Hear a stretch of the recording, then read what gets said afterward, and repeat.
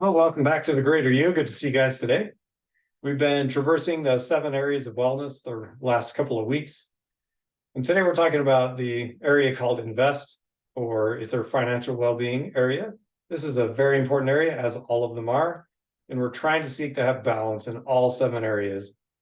And keep in mind that if one area is struggling, it's going to affect the other areas. There's kind of like a rope effect. If you pull on the rope in one spot, you're going to have an effect in other parts of the rope. And all 7 of these areas are arranged on that rope.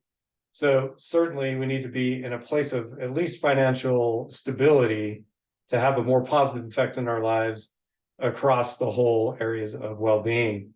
So let's talk about a couple of great strategies today. Clearly, there's great programs out there that are tried and true. Dave Ramsey has his program, T. Harv Eker, that's a great one that I've studied.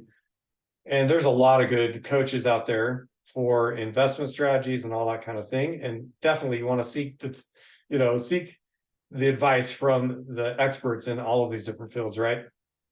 For us, though, we found as a baseline strategy, these 2 tips that we're going to talk about today have really helped people just get their mindset started and give them a baseline to work from to start building some financial well-being into their lives. So let's take a look at this. This strategy, by the way, was taught to me by a dear friend of mine who was a successful entrepreneur, and he taught this strategy and it worked really well. So I've tried to live by it, and it's a great strategy that frees up a lot of stress and headspace. So let's take a look at these. So point number 1, if you make 10 bucks and you spend 10 or more, you probably need a new strategy. Pretty straightforward, right? But this is so important that we have a tendency in our culture to overspend and to think I need the next thing. And our brains lie to us even and tell us that we need something new and shiny, and the new thing is going to bring us joy.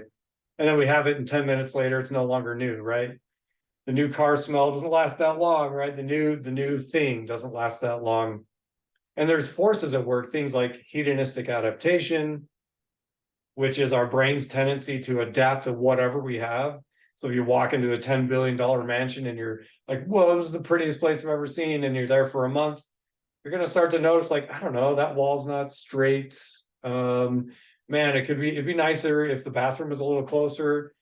Hedonistic adaptation is the enemy to happiness, right? So, getting more things isn't really going to do it for you. So if you make 10 bucks and spend 10 or more, we need to examine our lives and figure out why am I spending so much?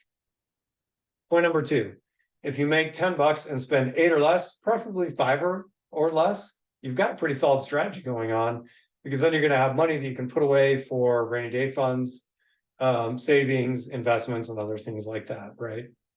Very straightforward. I think sometimes in financial world, people really overcomplicate the heck out of finances, and they spin all this crazy, intricate language at you that gets you kind of confused and makes you think you have to sign up. And next thing you know, you've got another monthly fee you're paying to someone who's supposedly going to make you money. I don't know. There's probably really great people that do that stuff.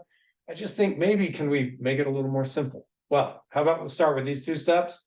If you make 10 bucks, spend 10 or more, you need a new strategy.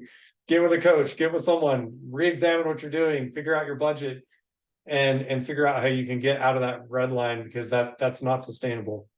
If you make 10 bucks and spend 8 or less, preferably 5 or less, you've got a good solid strategy started.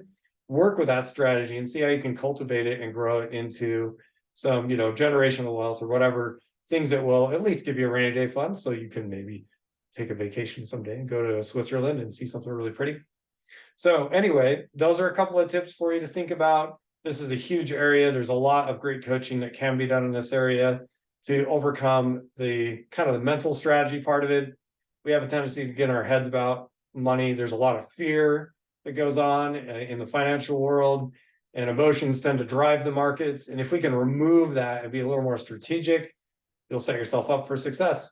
So have a great day and try those 2 tips and let us know how it worked for you. Thank you. Bye-bye.